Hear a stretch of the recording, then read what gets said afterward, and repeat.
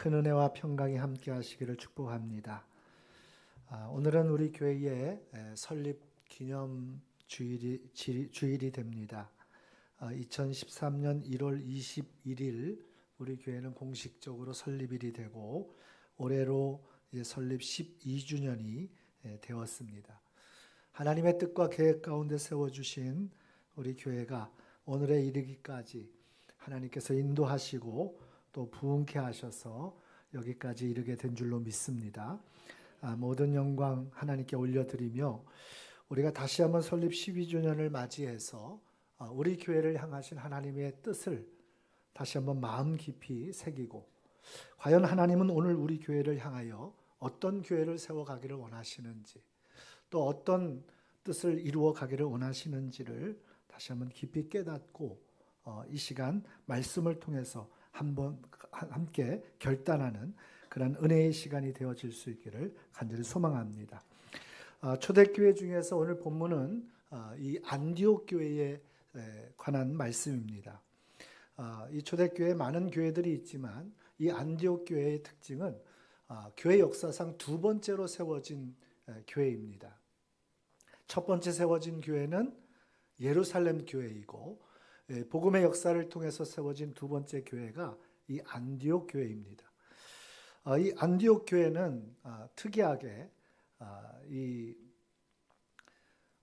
흩어진 성도들, 그래서 예루살렘 교회의 스데반의 순교로 시작된 정말 광풍처럼 몰아닥친 그 환난과 핍박을 피하여서 믿음과 신앙을 지키기 위하여 흩어진 성도들을 통해서 복음이 전해지고 그리고 그 복음이 뿌려진 바로 그 안디옥에 세워진 교회가 바로 이 안디옥 교회였다라고 하는 것입니다. 정말 놀라운 일이죠.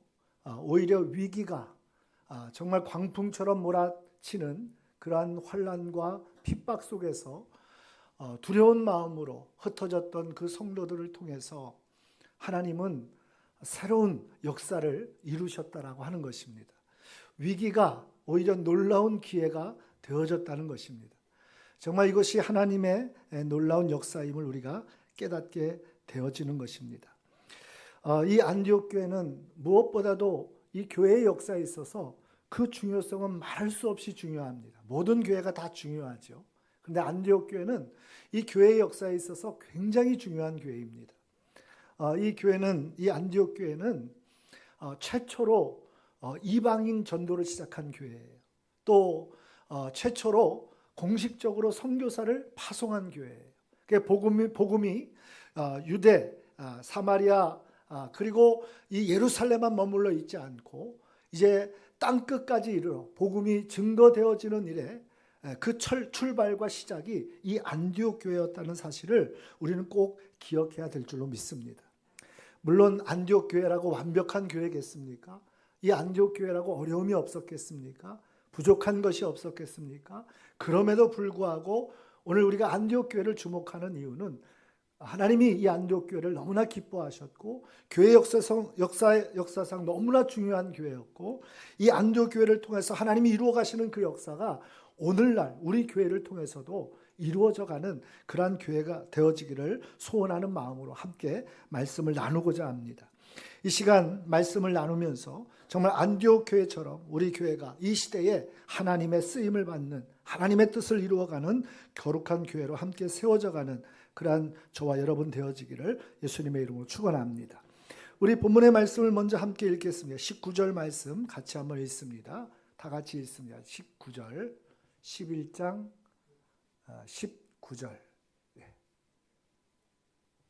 같이 읽습니다. 그때에 스데반의 일로 일어난 환난으로 말미암아 흩어진 자들이 베니게와 구브로와 안디옥까지 이르러 유대인에게만 말씀을 전하는데. 아멘. 자, 그때에 오늘 이렇게 말씀이 시작이 됩니다. 그때는 언제인가 하면 바로 스데반이 복음을 전하다가 돌에 맞아 순교하는 일이 일어났습니다. 그리고 그 순교 이후에 교회는 정말 말할 수 없는 환난과 핍박의 바람이 불어 닥쳤습니다. 바로 그때를 말하는 것이죠. 그때의 그 환난과 핍박으로 인하여서 예루살렘에 있는 수많은 성도들이 이제 믿음과 신앙을 지키기 위하여 예루살렘에 머물지 못하고 흩어져 살아가야만 했다라고 하는 것이죠. 오늘 본문의 말씀 속에도 보면 이 흩어진 자들이 베니게, 구브로, 안디옥까지 가서 오늘 안디옥까지 이르게 되었다라고 성경은 말하고 있습니다. 얼마나 두려운 일이겠습니까? 스데반이 돌에 맞아 죽는 그러한 순교의 일도 끔찍한 일인데 이제 예수 믿는다라고 하는 복음의 길을 걸어가는 그 여정 속에서 말할 수 없는 핍박과 환난이 오늘 그들에게 몰아닥치니 그들이 얼마나 공포스러웠겠습니까? 그러한 이 상황에서 저들은 흩어져 살아갈 수밖에 없었다라고 하는 것입니다. 그런데 놀라운 것은 바로 그 흩어진 자들을 통하여서 하나님의 거룩한 구원의 역사가 새롭게 펼쳐져 가고 있다라고 하는 것이죠. 오늘 말씀을 한번 보겠습니다. 21절 말씀입니다. 같이 한번 보겠습니다. 21절. 자, 함께 읽겠습니다. 시작. 주의 손이 그들과 함께 하심에 수많은 사람들이 믿고 주께 돌아오더라. 아멘. 할렐루야. 주의 손이 그들과 함께 하심에 수많은 사람들이 믿고 주께 돌아오더라. 여러분, 오늘 이 말씀이 얼마나 놀라운 말씀입니까? 수많은 사람들이 흩어져 두려움 가운데 그렇게 걸어가던 그 사람들을 통하여 그 입술을 통하여 전하여진 복음과 말씀을 듣고 그들이 그 심령의 변화가 되어서 그들의 마음을 돌이키고 하나님께로 돌아오는 구원의 역사가 일어났다라고 하는 것입니다. 정말 놀라운 일이 아닐 수가 없습니다. 오늘 본문의 말씀 속에 보면 복음이 뿌려지고 말씀이 전하여지는 곳마다 회개의 역사가 일어나고 그 놀라운 역사들이 오늘 교회를 시작하게 만드는 안디옥 교회가 시작되어지는 놀라운 일들의 출발점이 되었다라고 하는 것입니다. 그런데 여러분, 그 역사가 어떻게 이루어졌는지 분명하게 말하고 있어요. 주의 손이 함께 하심에. 할렐루야. 주의 손이 함께 하심에. 여러분, 주의 손이 함께 하셔서 그래서 여러분, 이 놀라운 구원의 역사들이 전혀 생각지도 못했던 이 일들이 이루어지고 있었다라고 하는 것입니다. 주의 손은, 그 손이라고 하는 것은 권능을 얘기합니다. 하나님의 권능을 얘기하는 것입니다. 성령님의 능력을 얘기하는 것입니다. 다시 말해서 이 안디옥 교회가 시작되어질 수 있었던 그 중요한 출발점은 성령의 능력과 권능으로 이 역사가 시작되고 이루어졌다는 사실을 우리에게 말씀을 통하여 강조하고 있다라고 하는 것입니다. 그러니까 안디옥 교회는 주의 손이 함께하였던 교회, 주의 성령의 강력한 은혜와 역사가 함께하는 교회였다는 사실을 우리에게 분명하게 보여주고 있는 것입니다. 여러분, 그러면 우리가 20절 말씀을 한 번 더 주목해 보아야 합니다. 20절 말씀 같이 한번 읽겠습니다. 다 같이 읽습니다. 그 중에 구브로와 구레네 몇 사람이 안디옥에 이르러 헬라인에게도 말하여 주 예수를 전파하니, 그렇게 전파하였더니 주의 손이 그들과 함께 하심에 수많은 사람들이 주께 오더라라고 하는 이 말씀이 이어지고 있는 것이죠.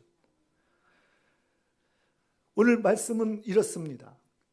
어떻게 안디옥 교회가 시작되고 안디옥 교회에서 놀라운 구원의 역사가 펼쳐져 갔는가?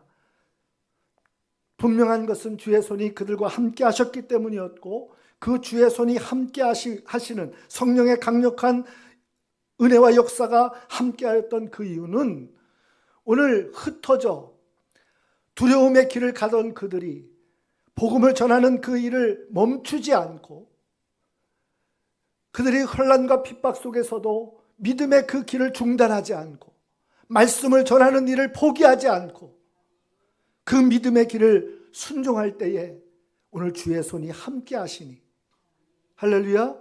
여러분, 이것이 중요한 이유였다는 거예요. 생각해 보시기 바랍니다.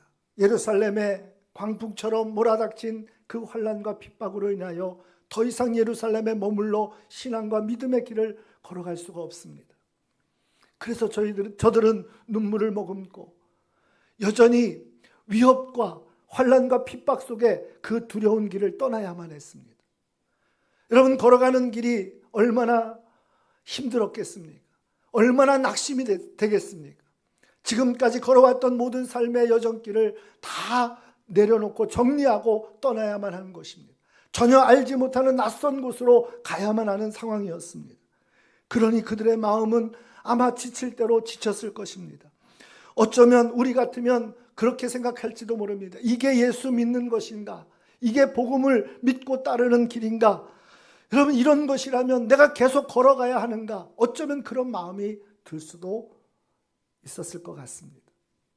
그들의 마음이라고 다르지 않았을 것입니다. 포기하고 싶은 마음이, 중단하고 싶은 마음이, 멈추어 서고 싶은 마음이, 돌아서고 싶은 마음이 얼마나 마음속에 일어났겠습니까? 그럼에도 불구하고 여러분, 그들은 믿음의 길을 포기하지 않습니다. 복음을 전하는 것을 멈추지 않습니다. 그들은 가는 곳곳마다, 성경에 보니까 오늘 본문의 말씀에 보면 한두 곳이 아닙니다. 계속해서 나아가는 곳마다, 베니게도, 구브로도, 안디옥도, 이 안디옥은 예루살렘에서 500km나 되는 아주 먼 거리에 있는 곳입니다. 그곳까지 가서도 그들은 말씀을 전하고 복음을 전하는 그 일을 멈추거나 중단하지 않았다는 것이죠. 더더군다나 유대인에게만이 아니라 헬라인에게까지 이제 그 복음이 땅끝까지 이르러 증거되어지는 그 일을 포기하지 않고 멈추지 않고 계속해서 그 믿음의 길을 순종해 갔다라고 하는 것입니다. 여러분, 성령님이 오늘도 어떠한 사람들과 함께 하십니까? 어떠한 교회와 함께 하시겠습니까? 오늘 우리는 기억해야 합니다. 똑같이 어려운 상황, 여러분, 그러한 어려운 힘들고 어려운 상황 속에서 멈추고 싶고 중단하고 싶고 포기하고 싶고 내려놓고 싶고, 여러분, 그렇게 하는 그 모든 상황이 있지만 그럼에도 불구하고 여러분, 그 길을 포기하지 않고 복음 전하는 일을 멈추지 않고, 여러분, 그 기도를 꺾지 않고, 여러분, 그 믿음의 길을 순종하는 이들에게 주의 손이 함께 하심을 믿으시길 바랍니다. 주님의 능력이 함께 하심을 믿으시길 바랍니다. 성령의 은혜와 역사가 더하여짐을 믿으시길 바랍니다. 교회는 정말 성령님이 하십니다. 그것은 분명합니다. 그러나 여러분, 성령님은 오늘도 어려운 상황 속에서도, 힘든 그 여정 속에서도 멈추지 않고 중단하지 않는 그들의 순종과 그들의 헌신과 그들의 충성을 결코 외면하지 아니하시고 오늘도 주의 손이 함께 하셨던 것을 우리는 기억해야 될 줄로 믿습니다. 안디옥 교회는 바로 그런 교회였습니다.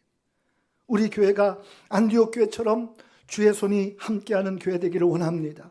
성령님의 강력한 은혜와 역사가 나타나는 교회 되기를 원합니다. 성령님이 세우시고 성령님께서 이루시는 교회 되기를 간절히 소원합니다.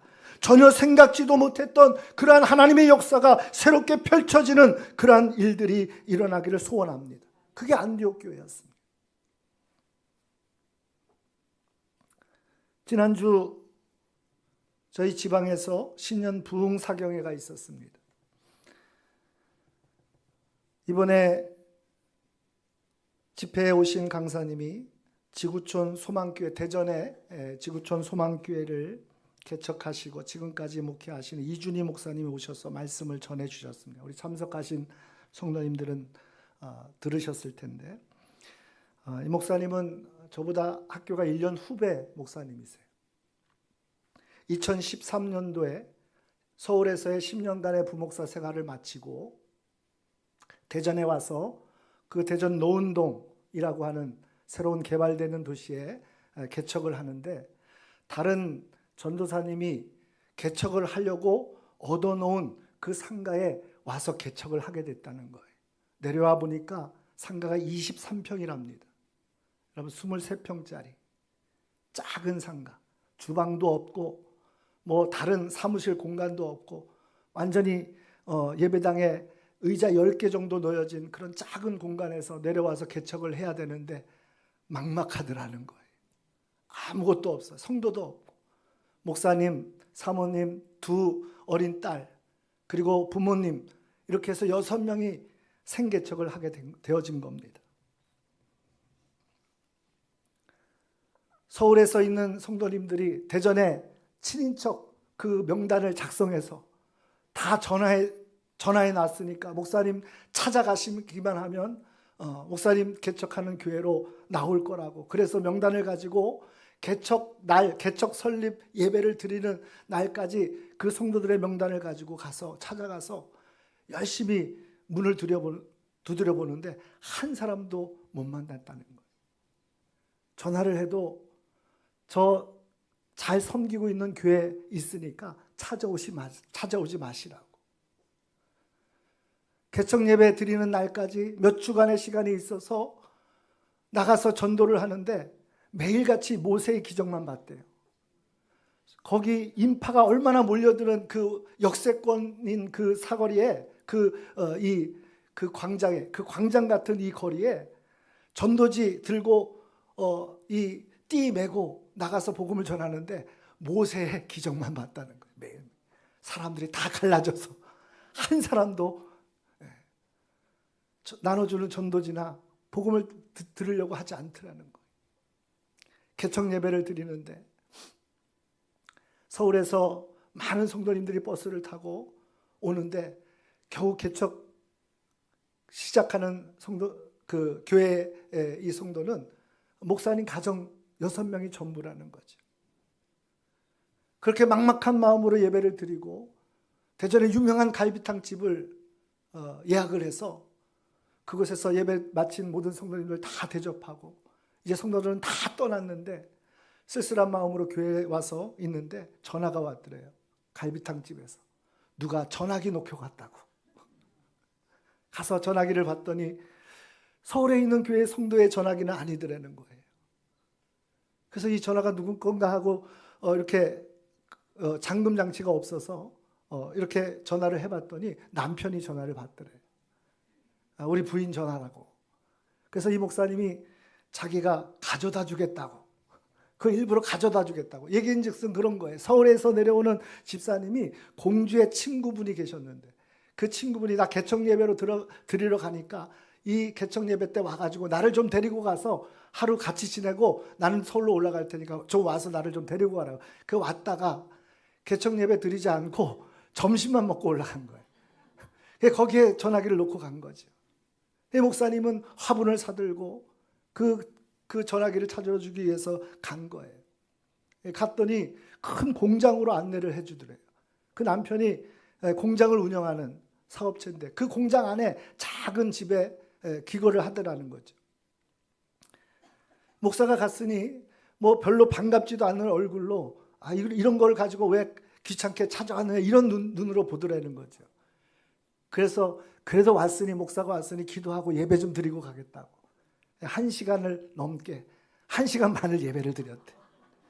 막 얼마나 뜨겁게 예배를 드렸는지. 그 공장의 직원들이 난리가 났다는 거죠. 그 목사님이 얼마나 크게 기도하는 분인지 몰라요. 소리를 질러 기도하니까 공장에 있는 사람들이 뭔 일 났는 줄 알고 다 와서 구경하고 막 난리가 났어요. 근데 1시간 반 가까이 예배를 드리고 눈을 떴더니 그 사장님 그리고 그 부인이 눈물을 툭툭 흘리면서 있더라는 거예요.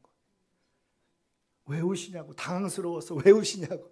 너무 오래 예배를 드려서 너무 크게 예배를 드려서 당황한 줄 알고 그랬는데 이야기를 들어보니까 그날이 아들이 죽은 지 1년 되는 추도 예배를 드려야 되는 날이라는 거예요.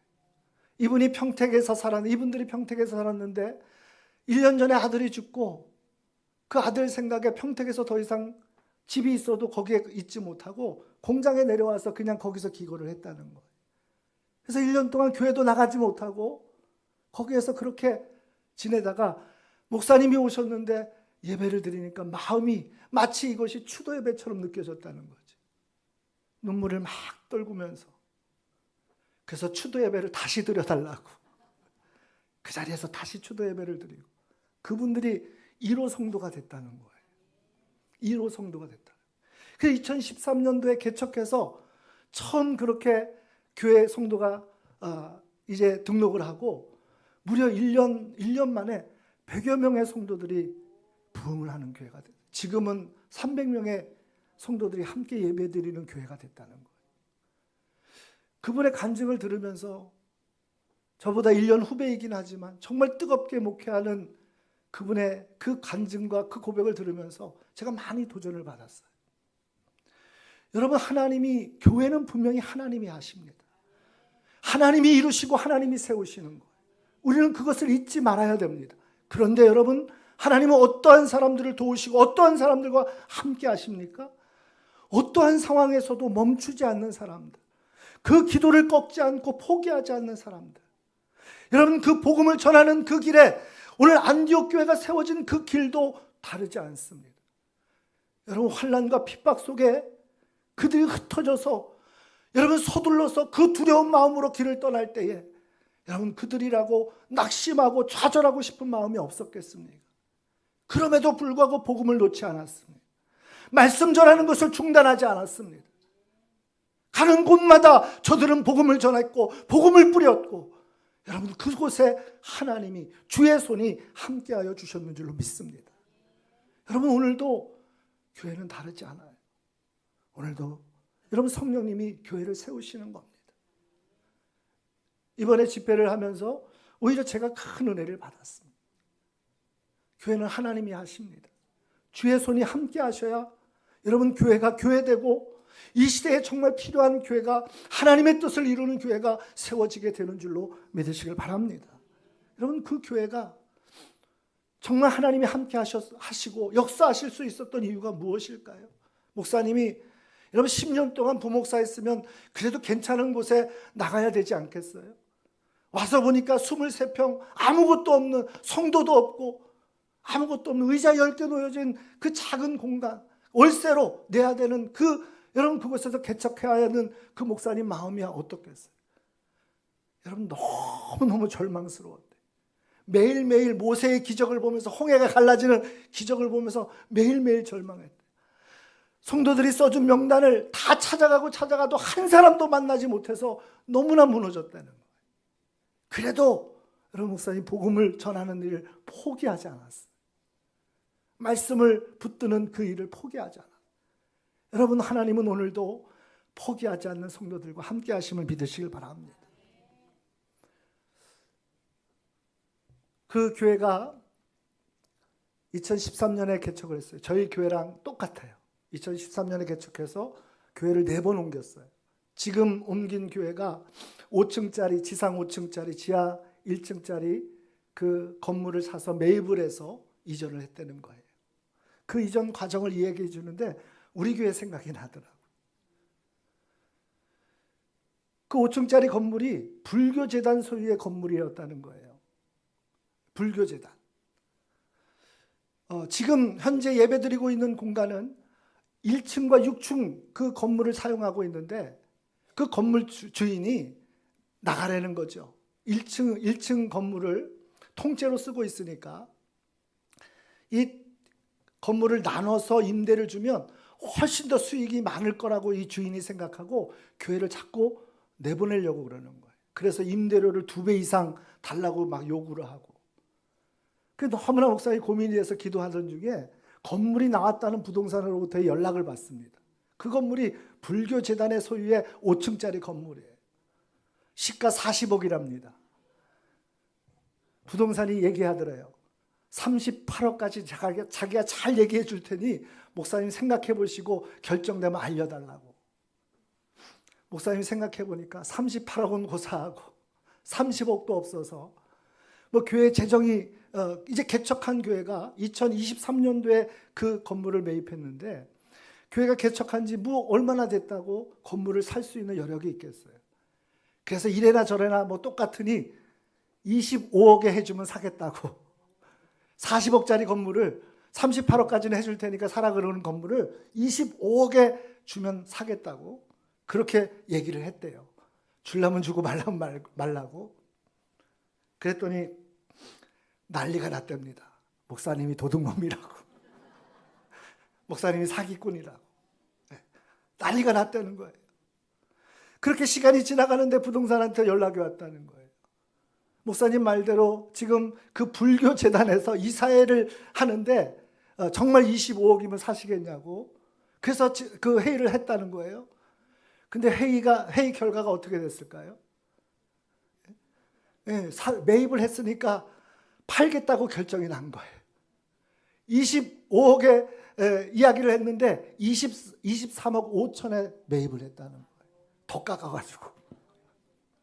근데 그 이유가 무엇인가 하면 그 불교 재단이 재산이 많은 재단인데 이 코로나를 지나면서 코로나 기간 동안에 다른 쪽에 더 큰 빌딩을 매입을 한 거예요. 근데 그 잔금을 치러야 되는데 대출이 다 막혔대요. 코로나를 지나면서.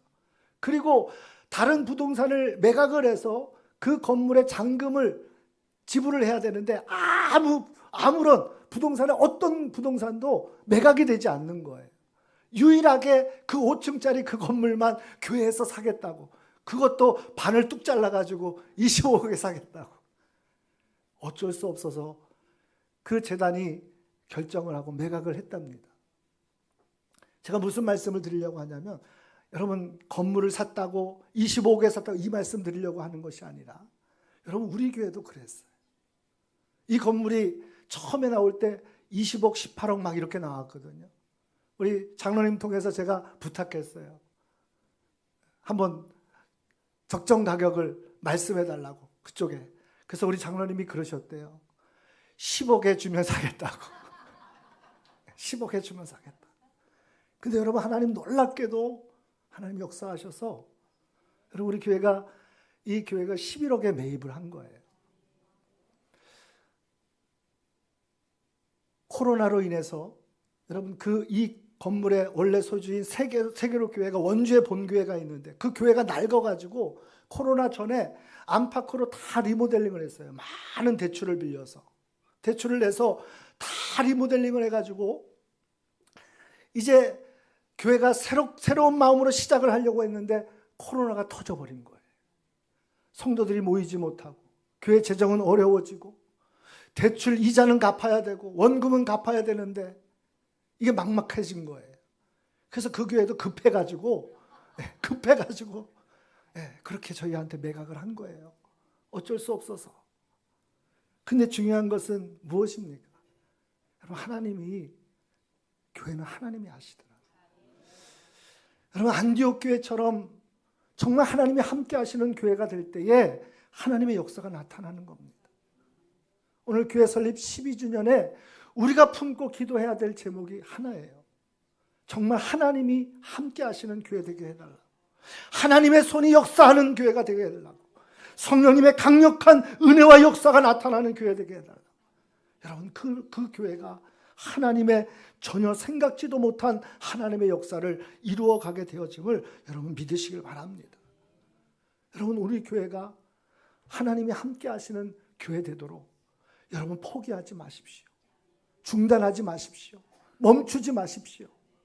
여러분 기도하는 일에, 말씀 전하는 일에, 여러분 헌신하는 일에 포기하지 마세요. 하나님 반드시 보십니다. 함께 하십니다. 역사하십니다. 여러분 이 시대에 수많은 교회가 있지만 여러분 그러한 수많은 교회의 이름만 걸고 있는 교회가 아니라 정말 하나님의 손이 함께 하셔서 이 시대에 수많은 영혼을 구원해내는 우리 마지막 절의 말씀에 보면 진정한 그리스도인이 세워지는 여러분 그러한 교회가 되어지기를 간절히 소망합니다. 오늘 말씀을 마치려고 합니다. 설립 12주년에 우리가 다시 한번 하나님의 은혜를 감사하고 여러분 우리 교회에 하나님의 손이 함께하는 교회, 성령님이 역사하시는 교회, 강력한 능력과 권능이 나타나는 교회, 그 교회 되어지기 위해서 우리가 끝까지 순종하시고 끝까지 충성하시고 여러분 어떠한 어려움이 있더라도 낙심하고 좌절하지 마시고 하나님이 하실 일을 기대하면서 믿음으로 나아가는 우리 모두가 되어지기를 예수님의 이름으로 축원합니다. 그래서 안디옥 교회처럼 우리 교회도 교회 역사상에 교회 역사에 있어서 너무나 중요한 교회로 정말 소중한 교회로 하나님께 쓰임받는 그러한 저와 여러분 모두가 되어지시기를 예수님의 이름으로 축원합니다. 기도하겠습니다.